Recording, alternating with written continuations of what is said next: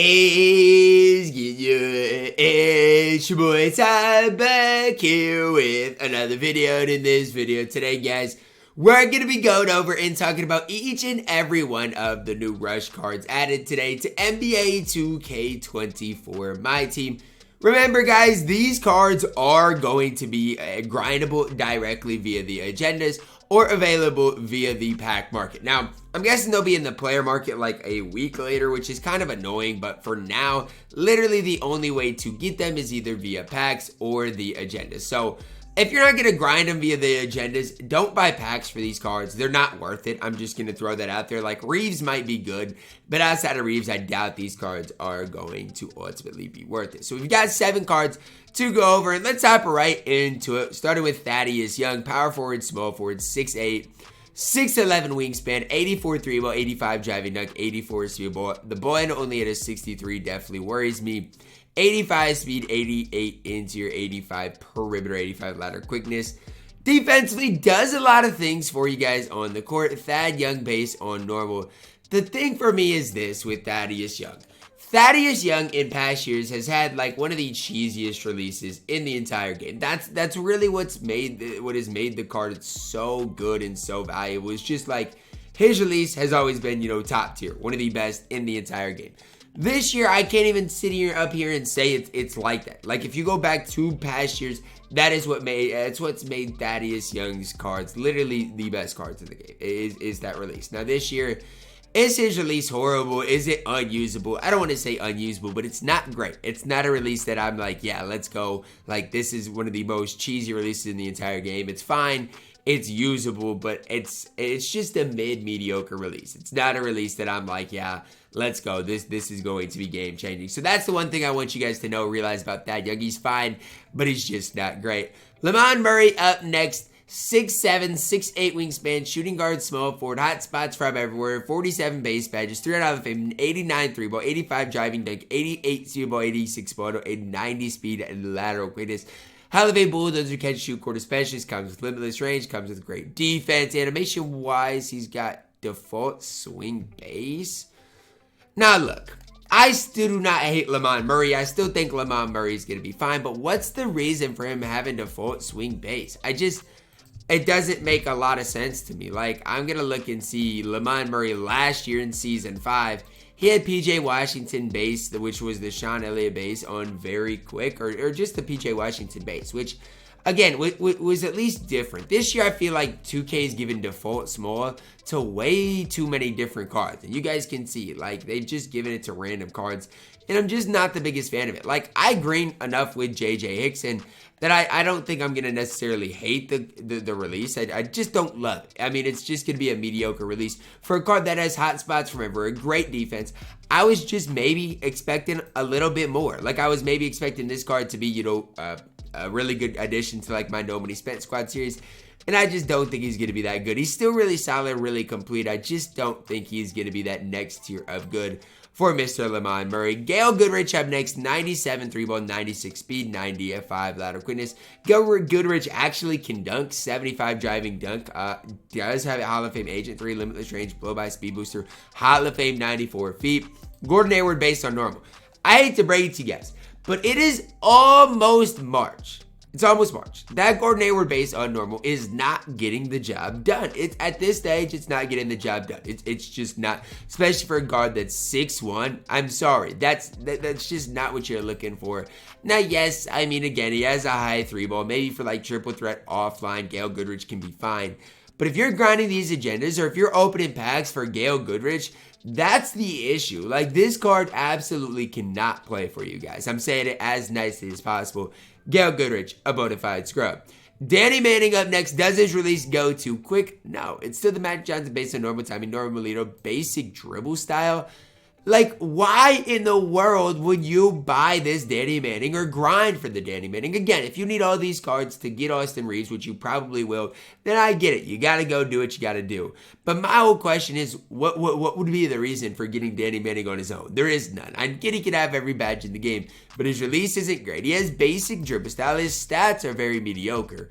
I'm seeing mid from this rush set so far. And I don't want to be a Debbie Downer because I think there are some positives to take away from this set in general. I really do. I don't hate this set as far as looking at it from an outside perspective. When we're looking at the cards we've got so far, Thad Young, Lamon Murray, Gail Goodrich, and Danny Manning, what am I supposed to be excited for within those 4 cards? There's nothing. Lamon Murray's decent for budget guys, but outside of that, there's really just no excitement behind anything to do with these cards. So, I mean, I'm just going to be realistic. Like, that's my job as a content creator, to give you guys the realism.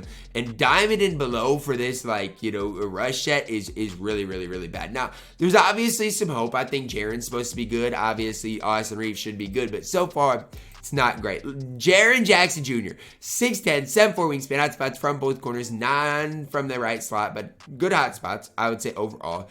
Badge-wise, can get basically every badge in the game. Very good. Needs challenger, fast feet, needs ankle braces. Definitely give him open looks, maybe limitless, or maybe slippery off ball. That's where I'm looking for Jaren. 91 3-ball. Inside scoring's fine. Driving dunks, standing dunks at an 85. That's just fine. Can't really handle the ball that well, but again, it's just fine. 87 speed, 82 lateral quick, or 82 acceleration. Decent vertical, good lateral quickness, good interior perimeter. Jaren Jackson based on normal leaner, Joel Embiid dribble style. I can't hate on Jaren Jackson Jr. Do I wish his release went to Quick? Yes. But when we even look at like the peak diamond Anthony Davis, his release didn't go to Quick. When we look at all the peak diamonds we've seen, their releases haven't improved. And so for Jaren, what you got to look at is great defense, Hall of Fame range, Hall of Fame catch and shoot. Release is very easy to time, easy to green. And so I think with Jaren, I like what I see with the card. Defensively, he's going to be stout. We kind of expected that, but it's the truth. I mean, they souped up his defense. Offensively, he's going to be a knockdown, catch and shoot shooter. Outside of that, offensively, he's going to be limited. It's not like, you know, he's going to be able to dribble the ball that well. It's not like even dunking the ball, it's that great. You know, it's fine, but it's not going to be, you know, great. And so for me, Jaren's going to be just kind of like another Chet type of player. It is the best way I can phrase it. Yes, Chet's a little different because he's longer and lengthier. Both have range. Both going to compete defensively. Jaren's a little stronger than Chet. Chet's a little taller than Jaren, but that's what Jaren's going to be. And I know that might be a letdown to a lot of people, but for me, like on my Nobody Spent Squad series, if Jaren's easy to get, he's a great guy for me to pick up. Great guy, because he can replace Yalen in a heartbeat, and I'm not going to lose a step with that switch out. So next up, guys, Jerry Stackhouse, 6'6", 6'7", wingspan, hot spots from everywhere, 93 3-ball, 94 speed, 93 lateral quickness. I mean, when you look at the offense of Jerry Stackhouse, stat and badge-wise, it doesn't get much better. Hall of Fame agent, 3 blinders, limitless, ankle breaker, blow by handles for days, speed booster, killer combos, Hall of Fame precision dunker, Vandal based on normal, that's an issue. Normal dribble style, that's an issue. Normal leaner, that's fine. But if you look at that, that's the problem with Jerry Stackhouse, or his SIGs. It's not the fact that his stats and badges are bad, because his stats are good, his badges are decent. Do I wish he had a little better defense? Sure. I mean, but that's like, I'm going to wish that for everybody.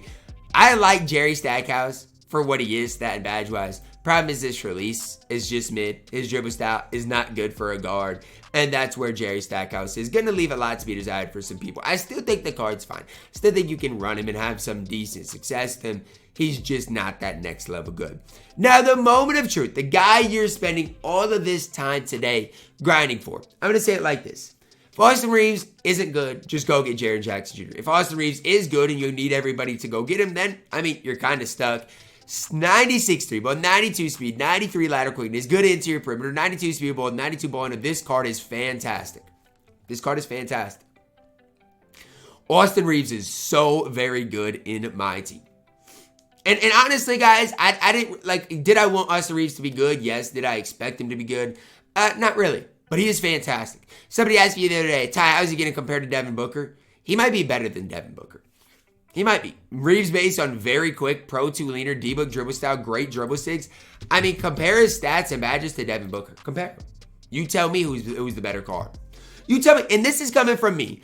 My starting point guard right now is Pink Diamond Devin Booker. And this is coming from me.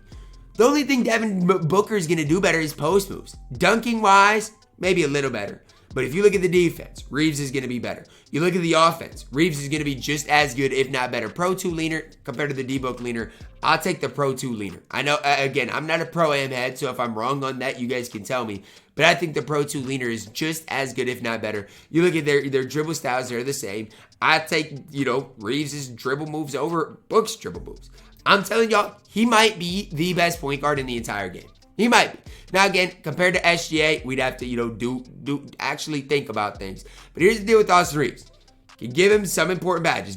No immovable enforcer does hurt. But you give him, brick wall. You give him post lockdown. You give him physical handles. You give him any of those badges, even finishing badges that can help him out a little bit. It's going to make him that little bit better. His release on very quick is going to be so smooth. He is going to be so tough to defend against. So it all depends on what the grind looks like. If the Austin Reaves grind is a couple hour grind, it's a no-brainer to go get the card. If the Austin Reaves grind is, a 10, 15 hour grind, well, that's when things are going to get difficult in when deciding what to do with your squad. I hope he's an easy grind because I would love nothing more to add a free Austin Reaves to my squad and run him for the foreseeable future on my no money spent on my main account. Doesn't matter. Because right now, my backup point guard, Oscar Robertson. And I like Oscar. I don't think Oscar is bad. But this card is looking like the real deal that's going to be a better version of Devin Booker. So, today, I'll take it. Do I wish these budget guys were a little bit better? Absolutely. I wish Lamon Murray was better. I wish Thad Young better. I wish, honestly, they just made Lamon Murray's base, jump shot a little bit better. You look at the Diamonds, Danny Min and Gail Goodrich, basically pointless. Jaren's good. Reeves is fantastic. Those are the two guys that are highlighting the set. Again, if it's 3 to 5 hours, this is worth your time. Drop a like on the video, guys. Subscribe if you are new. As always, man, I love you guys. Have a blessed day.